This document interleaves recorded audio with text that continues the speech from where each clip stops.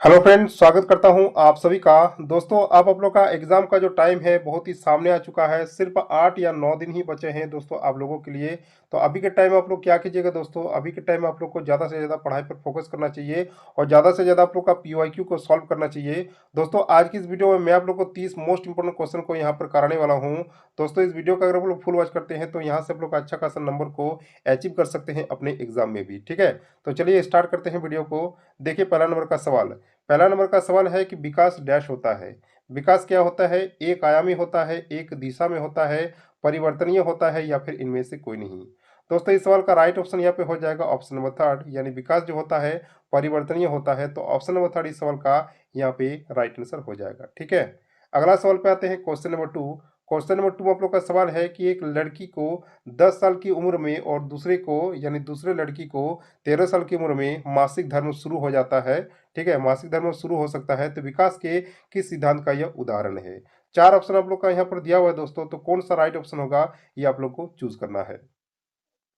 दोस्तों, यहाँ पर राइट ऑप्शन यहाँ पे हो जाएगा ऑप्शन नंबर टू, यानी विकास की जो दर होती है वो विभिन्न दरों पर होती है। तो ऑप्शन नंबर टू इस सवाल का क्या हो जाएगा? Right answer. ठीक है, आगे बढ़ते हैं क्वेश्चन नंबर थर्ड की ओर। क्वेश्चन नंबर थर्ड में आप लोग का सवाल है कि नई राष्ट्रीय शिक्षा नीति को किस वर्ष स्वीकृति मिली। ऑप्शन में आप लोग का है फरवरी 1986 को, मार्च 1986 को, अप्रैल 1986 को या फिर मई 1986 को। दोस्तों, इस सवाल का राइट आंसर हो जाएगा ऑप्शन नंबर फोर, यानी नई राष्ट्रीय शिक्षा नीति को मई 1986 में स्वीकृति मिली। तो ऑप्शन नंबर फोर इस सवाल का राइट आंसर हो जाएगा। ठीक है, आगे बढ़ते हैं क्वेश्चन नंबर फोर की ओर। क्वेश्चन नंबर फोर में आप लोग का सवाल है कि एक अध्यापक को महत्व देना चाहिए। किसको महत्व देना चाहिए? अनुसूचित जाति के छात्रों को, अनुसूचित जनजाति के छात्रों को, पिछड़ी पृष्ठभूमि से आए छात्रों को या फिर सभी को समान। राइट आंसर हो जाएगा दोस्तों इस सवाल का ऑप्शन नंबर फोर, यानी एक अध्यापक को सभी को समान रूप से क्या देना चाहिए दोस्तों? महत्व देना चाहिए। तो ऑप्शन नंबर फोर इस सवाल का राइट आंसर यहाँ पर हो जाएगा। आगे बढ़ते हैं क्वेश्चन नंबर फाइव की ओर। क्वेश्चन नंबर फाइव में सवाल है कि प्रगतिशील शिक्षा के संदर्भ में जॉन डेवी के अनुसार निम्नलिखित में से कौन सा कथन सत्य है। दोस्तों, यहाँ पर आप लोग का चार ऑप्शन दिया हुआ है और चारों के चारों आप लोग का इंपॉर्टेंट ऑप्शन है। तो कौन सा ऑप्शन यहाँ पर आप लोग का सही हो जाएगा? राइट ऑप्शन यहाँ पर हो जाएगा दोस्तों ऑप्शन नंबर टू, जिसमें लिखा है कि छात्रों को सामाजिक समस्याओं को स्वयं हल करने में सक्षम होना चाहिए, यानी स्वयं हल करने में इसको कैपेबल होना चाहिए, कैपेसिटी होना चाहिए। तो ऑप्शन नंबर टू इस सवाल का हो जाएगा राइट आंसर। ठीक है, आगे बढ़ते हैं क्वेश्चन नंबर सिक्स की ओर। क्वेश्चन नंबर सिक्स में आप लोग का सवाल है कि वृद्धि, ठीक है, बुद्धि और रचनात्मकता के बीच संबंध में कौन सा कथन सही है। इन दोनों के बीच में दोस्तों कौन सा कथन सही है ये आप लोग को बताना है। चार ऑप्शन आप लोग का पास दिया हुआ है, चारों के चारों ऑप्शन जो है आप लोग का सभी के सभी सही है। तो कौन सा हो जाएगा दोस्तों आप लोग का एकदम एग्जैक्ट सही। ठीक है, तो यहाँ पर दोस्तों आप लोग ऑप्शन नंबर फोर को देख सकते हैं कि बुद्धिमत्ता और रचनात्मकता ये दोनों क्या है दोस्तों? मानव व्यक्तित्व के दो स्वतंत्र कार्य है। तो ऑप्शन नंबर फोर आप लोग का यहाँ पर राइट आंसर हो जाएगा। ठीक है, आगे बढ़ते हैं क्वेश्चन नंबर सेवन की ओर। क्वेश्चन नंबर सेवन में सवाल है कि राज्य स्तरीय एकल गीत प्रतियोगिता के लिए छात्रों को तैयार करते समय एक स्कूल लड़कियों को वरीयता देता है, यानी लड़कियों को ज़्यादा वैल्यू देता है, लड़कियों को ज़्यादा प्राथमिकता देता है। तो यह दर्शाता है, यह क्या दर्शाता है? वैश्विक रुझान को, व्यवहारिक दृष्टिकोण को, प्रगतिशील सोच को या फिर लिंग भेद को। तो दोस्तों, यहाँ पर इसका राइट आंसर हो जाएगा ऑप्शन नंबर फोर, यानी यह दर्शाता है दोस्तों लड़की और लड़का दोनों को दोस्तों क्या बताता है यहाँ पे? लिंग भेद को दर्शाता है, यानी ऑप्शन नंबर फोर इस सवाल का क्या हो जाएगा? राइट आंसर, जिसमें एक लड़कियों को ज्यादा वरीयता देता है दोस्तों लड़कों की अपेक्षा में। आगे बढ़ते हैं क्वेश्चन नंबर एट की ओर। क्वेश्चन नंबर एट में सवाल है कि एक शिक्षक छात्रों को कुछ मानदंड प्रदान करता है और उनसे उन आधारों पर अपनी परियोजना का आकलन करने के लिए कहता है। शिक्षा द्वारा निम्नलिखित में से कौन सा मूल्यांकन अपनाया गया है? ऑप्शन में है रचनात्मक आकलन, समकक्ष मूल्यांकन, आत्म मूल्यांकन या फिर दूसरों के द्वारा मूल्यांकन। दोस्तों, इस सवाल का राइट आंसर हो जाएगा ऑप्शन नंबर थर्ड, यानी शिक्षक के द्वारा आत्म मूल्यांकन मूल्यांकन को अपनाया गया है। तो ऑप्शन नंबर थर्ड इस सवाल का हो जाएगा राइट आंसर। आगे बढ़ते हैं क्वेश्चन नंबर नाइन की ओर। क्वेश्चन नंबर नाइन आप लोग का वेरी वेरी इंपॉर्टेंट क्वेश्चन है। तो सवाल में है कि कौन सा एक मुक्त उत्तर प्रकार का प्रश्न नहीं है। ऑप्शन में आप लोग का है कि एक पेड़ दिन के समय में कितनी गैसें छोड़ता है। ऑप्शन टू में है पत्ती के कार्य लिखिए। थर्ड में है जल के उपयोग लिखिए एंड फोर्थ में है बताएं कि छड़ी के टुकड़े का उपयोग कैसे किया जा सकता है। दोस्तों इन तीनों का सवाल आप लोग आसानी से देख सकते हैं, लेकिन आप लोग यहाँ पर ऑप्शन 1 को देख रहे हैं कि एक पेड़ दिन के समय में कितने गैसें छोड़ता है। ये दोस्तों इसका आंसर जो होगा एक उत्तर में नहीं होगा, यानी एक शब्द में नहीं होगा।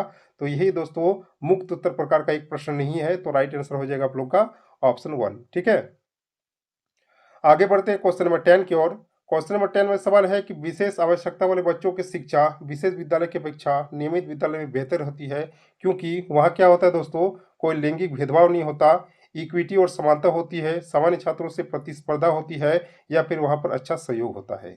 राइट आंसर हो जाएगा दोस्तों इस सवाल का ऑप्शन नंबर 4, यानी वहाँ पर होता है दोस्तों क्या, अच्छा सहयोग, अच्छा गाइडेंस। ऑप्शन नंबर 4 इस सवाल का क्या हो जाएगा, राइट आंसर। ठीक है, आगे बढ़ते हैं क्वेश्चन नंबर 11 की ओर। क्वेश्चन नंबर 11 में आप लोग का गणित से एक के पैडागोजी का सवाल है। तो यहाँ पर भी दोस्तों आप लोग का सवाल में दिया हुआ है कि गणित के संबंध में निम्नलिखित में से कौन सा कथन सत्य है। यहाँ पर एक नंबर में लिखा हुआ है कि गणित एक उपकरण है, गणित कला का एक रूप है, गणित एक भाषा है। दोस्तों यहाँ पर गणित के संबंध में तीनों कथन सही हो जाएगा, तो ऑप्शन नंबर डी आप लोग का यहाँ पे क्या हो जाएगा दोस्तों, राइट आंसर। ठीक है, आगे बढ़ते हैं क्वेश्चन नंबर 12 की ओर। एक दो क्वेश्चन मैंने दोस्तों गणित से भी लिया हुआ है, गणित की पैडागोजी से भी, तो इसको भी आप लोग ध्यान में रखिएगा। 12 नंबर सवाल में है कि गणित के शिक्षण और अधिगम में निम्नलिखित में से कौन सा समस्या है। यहाँ पर आप लोग का एक नंबर में है कच्चा मूल्यांकन, ब्याज की कमी, अपर्याप्त शिक्षक तैयारी। तो दोस्तों इसमें से आप लोग को बताना है कि इनमें से शिक्षक और अधिगम में कौन सा समस्या आता है। राइट आंसर हो जाएगा दोस्तों ऑप्शन नंबर 3, यानी ये तीनों समस्या आता है दोस्तों गणित के शिक्षण और अधिगम में। तो कच्चा मूल्यांकन, ब्याज की कमी और अपर्याप्त शिक्षक तैयारी, ये तीनों इसका राइट ऑप्शन हो जाएगा। आगे बढ़ते हैं क्वेश्चन नंबर 13 की ओर। क्वेश्चन नंबर 13 में सवाल है कि रैखिक अभिव्यक्ति के अतिरिक्त 6x + 2x = 8x के रूप में देखी गई बहुत ही सामान्य त्रुटि, इस प्रकार की त्रुटि क्या कहलाती है जिसमें समीकरण होता है। ऑप्शन में है लिपिकीय त्रुटि, प्रक्रियात्मक त्रुटि, वैचारिक त्रुटि, या फिर लापरवाह त्रुटि। राइट आंसर हो जाएगा दोस्तों इस सवाल का ऑप्शन नंबर 2, यानी ऐसे टाइप का दोस्तों सवाल जिसमें ऑप्शन के साथ जिसमें क्या रहता है दोस्तों आप लोग का एक समीकरण रहता है। तो इस प्रकार की त्रुटि क्या कहलाती है, प्रक्रियात्मक त्रुटि कहलाती है। ऑप्शन नंबर 2 इस सवाल का हो जाएगा right answer. Question number 14। Question number 14 में आप लोग का सवाल है फिर से गणित से। तो गणित के पाठ्यक्रम को सकारात्मक दृष्टिकोण विकसित करने और गणित को दैनिक सोच से जोड़ने में मदद करनी चाहिए, इसकी मदद से इसे हासिल किया जा सकता है। तो किसकी मदद से इसे हासिल किया जा सकता है, गणितीय खेल, पहेलियां और कहानियां, आकार और स्थानिक समझ, अनुमान और सन्निकटन। उसके बाद आप लोग का है फोर्थ नंबर में कि बीजगणितीय संकेतन और सामान्यीकरण। राइट आंसर हो जाएगा दोस्तों ऑप्शन नंबर 1, यानी गणितीय खेल, पहेलियां और कहानियां के माध्यम से दोस्तों गणित के पाठ्यक्रम को सकारात्मक दृष्टिकोण से विकसित किया जा सकता है। तो ऑप्शन नंबर 1 इस सवाल का हो जाएगा राइट आंसर। आगे बढ़ते हैं क्वेश्चन नंबर 15 की ओर। क्वेश्चन नंबर 15 में सवाल है कि कक्षा 5 की गणित शिक्षिका अपर्णा, ठीक है, जिसका नाम है क्या, अपर्णा, अपने दो छात्रों की दक्षता की जांच करना चाहती है। दोनों ने प्रश्नों को सही हल किया है, इस पहलू को आंकने के लिए अपर्णा को क्या देखना चाहिए। ऑप्शन में है जिसने सही उत्तर दिया, ऑप्शन 2 में है जिन्होंने कई तरीकों से सवाल उठाया, ऑप्शन थर्ड में है जिन्होंने विलयन में ग्राफ पेपर का उपयोग किया, एंड फोर्थ में दोस्तों जिन्होंने कम समय और स्मार्ट तरीके से हल किया इसको। राइट ऑप्शन हो जाएगा इस सवाल का दोस्तों कौन सा, ऑप्शन नंबर 4, जिसमें लिखा है कि जिन्होंने कम समय और स्मार्ट तरीके से इसको हल किया, वही हो जाएगा दोस्तों इस सवाल का राइट आंसर। आगे बढ़ते हैं क्वेश्चन नंबर 16 की ओर। क्वेश्चन नंबर 16 में आप लोग का सवाल है कि कक्षा 7 की एक शिक्षिका अपने विद्यार्थियों को घर से कम 2 या 3 वस्तुएं लाने के लिए कहती है और वो उन्हें आपस में वस्तुओं को आदान प्रदान करने के लिए कहती है। ठीक है, अब वो उनसे कम से कम 10 वाक्यों में अपने हाथों की वस्तुओं का 10 वाक्यों में अपने हाथों की वस्तुओं का वर्णन करने के लिए कहती है। तो भाषा शिक्षण अधिगम सामग्री में वस्तुओं को क्या कहा जाता है। वेरी वेरी इंपॉर्टेंट क्वेश्चन है दोस्तों ई वाला सवाल। तो यहाँ पर आप लोग को ऑप्शन में दिया हुआ है शिक्षण सामग्री, भाषा सीखने के लिए इनपुट, वास्तविकता एंड घर की वस्तुएं। तो दोस्तों यहाँ पर इसका राइट ऑप्शन हो जाएगा कौन सा, ऑप्शन नंबर कौन सा दोस्तों, ऑप्शन नंबर 3, यानी यहाँ पर जो शिक्षिका दर्शा रही दोस्तों वास्तविकता को दर्शा रही है, वास्तविकता को दर्शा रही है, यानी रियलिटी को दर्शा रही है। तो ऑप्शन नंबर 3 इस सवाल का हो जाएगा राइट आंसर। और इसमें दोस्तों क्या होता है, भाषा शिक्षण अधिगम सामग्री में वस्तु को क्या कहा जाता है, वास्तविकता कहा जाता है। तो चलिए देखते हैं आगे वाला सवाल। आगे आप लोग का सवाल है दोस्तों क्वेश्चन नंबर 17, निम्नलिखित में से कौन सा भाषा सीखने के लिए सही नहीं है। क्वेश्चन में आप लोग का नहीं पूछा है। ऑप्शन में आप लोग का है कि पढ़ना अर्थ बना रहा है। ऑप्शन टू में है भाषा सीखने के लिए व्याकरण नियम महत्वपूर्ण है। थर्ड में है कि भाषा सीखने में समय लगता है। एंड फोर्थ में है भाषा सीखने के लिए एक संदर्भ की आवश्यकता होती है। राइट आंसर हो जाएगा दोस्तों इस सवाल का कौन सा? ऑप्शन नंबर टू, जिसमें लिखा है कि भाषा सीखने के लिए व्याकरण नियम महत्वपूर्ण है। ये दोस्तों सही नहीं है, तो ऑप्शन नंबर टू इस सवाल का हो जाएगा राइट आंसर, क्योंकि क्वेश्चन में आप लोग का नहीं पूछा है। आगे बढ़ते हैं क्वेश्चन नंबर 18 की ओर। 18 में सवाल है कि एक शिक्षिका अपने शिक्षार्थियों को जोड़ियों में व्यवस्थित करती है और और क्या करती है दोस्तों, उन्हें दो अनुच्छेदों का पाठ देती है। जोड़ी में एक विद्यार्थी एक शिक्षार्थी दूसरों को पाठ पढ़ाता है और साथ ही क्या करता है दोस्तों, श्रुतिलेख लेता है। फिर प्रक्रिया उलट जाती है, इसे किस नाम से जाना जाता है? डिक्टेशन चल रहा है, रचना श्रुतिलेख चल रहा है, जिक्सॉ डिक्टेशन चल रहा है, या फिर आंशिक श्रुतिलेख चल रहा है? तो दोस्तों यहाँ पर इसका राइट आंसर हो जाएगा ऑप्शन नंबर कौन सा? ऑप्शन नंबर टू, यानी यहाँ पर जो शिक्षिका कार्य दोस्तों रचना श्रुतिलेख का अभ्यास करा रही है। तो ऑप्शन नंबर टू इस सवाल का क्या हो जाएगा दोस्तों? Right answer. आगे बढ़ते हैं क्वेश्चन नंबर 19 की ओर। 19 में आप लोग का सवाल है कि सोहन स्पर्श के माध्यम से, यानी अपने स्पर्श के माध्यम से क्या करती है, अपने दादी के घर का पता लगाना पसंद करते हैं, ठीक है। और एक दिन एक गर्म प्रेस को वो छू लेता है और उसका हाथ पूरी तरह से जल जाता है। सोहन को पता चलता है कि हालांकि कुछ वस्तुएं स्पर्श करने के लिए सुरक्षित है, लेकिन गर्म प्रेस को नहीं छूना चाहिए। तो पियाजे के अनुसार यह एक उदाहरण है। यह किसका उदाहरण है? अनुकरण का, समायोजन का, नकारात्मक प्रबलन का, या फिर सकारात्मक प्रबलन का? तो दोस्तों पियाजे के अनुसार ये किसका उदाहरण है? तो ये उदाहरण दोस्तों समायोजन का। ऑप्शन नंबर टू इसमें क्या हो जाएगा दोस्तों आप लोग का? Right answer. आगे बढ़ेंगे क्वेश्चन नंबर 20 की ओर। क्वेश्चन नंबर 20 आप लोग का वेरी वेरी इंपॉर्टेंट क्वेश्चन है। तो सवाल में है कि भारत की राजधानी कहाँ, ठीक है। यह किस प्रकार का प्रश्न है? ऑप्शन में आप लोग का है संक्षिप्त उत्तर प्रकार, अति संक्षिप्त उत्तर प्रकार, निबंधात्मक, एंड फोर्थ में दोस्तों आप लोग का स्थानीय प्रकार। तो भारत की राजधानी कहाँ है, ये दोस्तों आप लोग एक ही वर्ड में इसका आंसर देख सकते हैं कि भारत की राजधानी नई दिल्ली में है। तो यह किस प्रकार का प्रश्न हो गया दोस्तों? ये हो गया आप लोग का अति संक्षिप्त उत्तर प्रकार। ऑप्शन नंबर टू इस सवाल का हो जाएगा आप लोग का राइट आंसर। आगे बढ़ते हैं क्वेश्चन नंबर 21 की ओर। क्वेश्चन नंबर 21 में सवाल है कि उच्च प्राथमिक स्तर की पाठ्य सामग्री में अनुवाद सामग्री रखने का उद्देश्य है। क्या उद्देश्य है? कि बहुत सारी सामग्री से परिचय कराना। ऑप्शन टू में है प्रचुर हिंदी साहित्य का ना होना। ऑप्शन थर्ड में है अन्य भाषाओं के साहित्यों को हिंदी में पढ़ने का अवसर देना। एंड फोर्थ में दोस्तों पूरे देश को पढ़ने के अवसर देना। राइट आंसर हो जाएगा दोस्तों इस सवाल का कौन सा? ऑप्शन नंबर वन, यानी बहुत सी सामग्री से परिचय करना। ये दोस्तों इसका राइट आंसर हो जाएगा। आगे बढ़ते हैं क्वेश्चन नंबर 22। क्वेश्चन नंबर 22 में आप लोग का सवाल है कि मीता ने सभी बच्चों को एक लेख दिया जिसमें हर पांचवें शब्द की जगह खाली स्थान था, ठीक है। और जिसे बच्चों को भरना था, तो मीता ने किसका यहाँ पर प्रयोग किया? तो यहाँ पर दोस्तों सवाल में है कि मीता ने सभी बच्चों को एक लेख दिया, यानी एक लिखने का लेख दिया जिसमें हर पांचवें शब्दों की जगह खाली स्थान था। तो जिसे बच्चों को भरना था, तो मीता ने किसका प्रयोग किया? ऑप्शन में है पठन परीक्षण का, लेखन परीक्षण का, व्याकरण परीक्षण का, या फिर क्लोज परीक्षण का। तो दोस्तों यहाँ पर मीता ने किसका परीक्षण किया था? तो यहाँ पर इसका राइट आंसर हो जाएगा ऑप्शन नंबर फोर, यानी मीता ने यहाँ पर क्लोज परीक्षण का टेस्ट लिया था। तो ऑप्शन नंबर फोर इस सवाल का हो जाएगा आप लोग का राइट आंसर। आगे बढ़ते हैं क्वेश्चन नंबर 23 की ओर। क्वेश्चन नंबर 23 में सवाल है कि बालकों के स्वभाव को समझने के लिए शिक्षकों को किसका अध्ययन करना चाहिए? ऑप्शन में आप लोग का है सामाजिक विज्ञान का, बाल मनोविज्ञान का, प्राकृतिक विज्ञान का, या फिर शिक्षा विज्ञान का। तो दोस्तों यहाँ पर इसका राइट आंसर हो जाएगा कि बालकों के स्वभाव को समझने के लिए शिक्षकों को बाल मनोविज्ञान का क्या करना चाहिए दोस्तों? अध्ययन करना चाहिए। तो ऑप्शन नंबर टू इस सवाल का हो जाएगा राइट आंसर। आगे बढ़ते हैं क्वेश्चन नंबर 24 की ओर। क्वेश्चन नंबर 24 में सवाल है कि एक बालक द्वारा किसी समस्या का समाधान करने के लिए क्या गुण होना आवश्यक है, क्या गुण होना जरूरी है? स्वावलंबी होना जरूरी है, बार बार प्रयास करना होना जरूरी है, भाषा विकास होना जरूरी है, या फिर उपरोक्त सभी?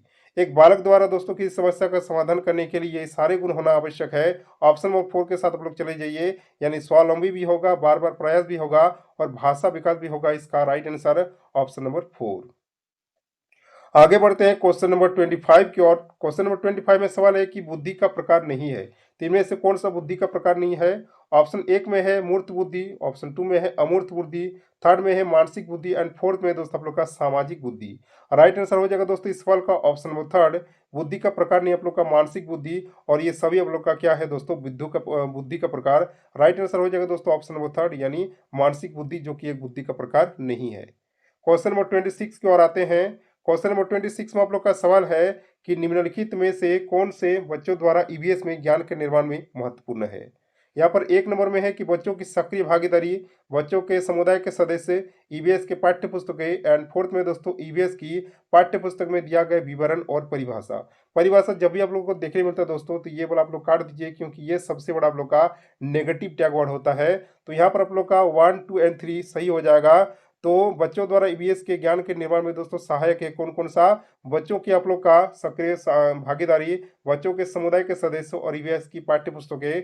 तो राइट ऑप्शन आप लोग का यहाँ पे हो जाएगा ऑप्शन नंबर 1, जिसमें लिखा है आप लोग का 1, 2 एंड 3। आगे बढ़ते हैं क्वेश्चन नंबर 27 की ओर। क्वेश्चन नंबर 27 में सवाल है कि निम्नलिखित में से कौन सा विज्ञान की प्रकृति के बारे में सही नहीं है। ऑप्शन में है कि विज्ञान हमेशा अस्थायी होता है, विज्ञान संशयवाद को बढ़ावा देता है, थर्ड में है विज्ञान ज्ञान के निर्माण की एक प्रक्रिया है, एंड फोर्थ में है आप लोग का विज्ञान प्रकृति में स्थिर है। राइट आंसर हो जाएगा दोस्तों ऑप्शन नंबर 1, यानी विज्ञान हमेशा अस्थायी होता है, जो कि दोस्तों सही नहीं है। राइट आंसर हो जाएगा दोस्तों ऑप्शन नंबर 1। आगे बढ़ते हैं क्वेश्चन नंबर 28 की ओर। क्वेश्चन नंबर 28 में सवाल है कि गीता एक पाठ तैयार कर रही है, 8वीं कक्षा के छात्रों को मानव नेत्र विषय पढ़ाने की योजना। ठीक है, निम्नलिखित में से किस गतिविधि को पाठ योजना में शामिल करना छात्रों को संबंधित अवधारणाओं को बेहतर ढंग से समझने में मदद करने के लिए सबसे प्रभावी होने का संभावना है। ऑप्शन में आप लोग का है एक अच्छा गृह कार्य तैयार करना, ऑप्शन 2 में है कक्षा में छात्रों को नोट्स लिखवाना, थर्ड में आप लोग का है छात्र गतिविधियों और इंटरेक्टिव कक्षा पूछताछ का उपयोग करना, एंड फोर्थ में आप लोग का है दोस्तों मानव नेत्र का मॉडल का उपयोग करते हुए प्रदर्शन। तो दोस्तों यहाँ पर इसका राइट आंसर हो जाएगा ऑप्शन नंबर 4, जो कि सबसे आप लोग का पॉजिटिव है। क्या है दोस्तों कि मानव नेत्र के मॉडल का उपयोग करते हुए प्रदर्शन, ये आप लोग का हो जाएगा राइट आंसर यहाँ पे। आगे बढ़ते हैं क्वेश्चन नंबर 29 की ओर। क्वेश्चन नंबर 29 में सवाल है कि प्रतिभाशाली बच्चों की पहचान की जा सकती है। कैसे दोस्तों जानेंगे कि ये प्रतिभाशाली बच्चा है। ऑप्शन में आप लोग का है कि बुद्धि परीक्षण के द्वारा, विस्तृत शब्द ज्ञान के द्वारा, उपलब्धि परीक्षण के द्वारा, एंड फोर्थ में दोस्तों आप लोग का उपयुक्त सभी। तो दोस्तों प्रतिभाशाली बच्चों की पहचान इन सारे क्रियाओं से हो सकता है। ऑप्शन नंबर 4 के साथ आप लोग चला जाइए। तो यहाँ पर आप लोग का उपयुक्त सभी इस सवाल का राइट आंसर हो जाएगा। क्वेश्चन नंबर 30, और यही दोस्तों इस वीडियो का लास्ट क्वेश्चन होने वाला है। तो सवाल में है कि बालक के अधिगम का स्थान है। बालक के अधिगम का स्थान कहाँ है? विद्यालय में, घर में, समाज में, या फिर उपयुक्त सभी। तो दोस्तों बालक के अधिगम का यानी बालक के लर्निंग करने का सीधा जो स्थान है आप लोग का विद्यालय भी है, घर भी है और समाज भी है। तो राइट ऑप्शन आप लोग का हो जाएगा ऑप्शन नंबर 4, जिसमें लिखा है आप लोग का उपयुक्त सभी। दोस्तों आप लोग को वीडियो कैसा लगा ये नीचे कमेंट बॉक्स में आप लोग कमेंट जरूर कीजिएगा। और दोस्तों वीडियो को ज़्यादा से ज़्यादा आप लोग शेयर कीजिए अपने मित्रों के साथ। मिलते हैं दोस्तों नेक्स्ट वीडियो में किसी और नए टॉपिक के साथ। तब तक के लिए जय हिंद, वंदे मातरम।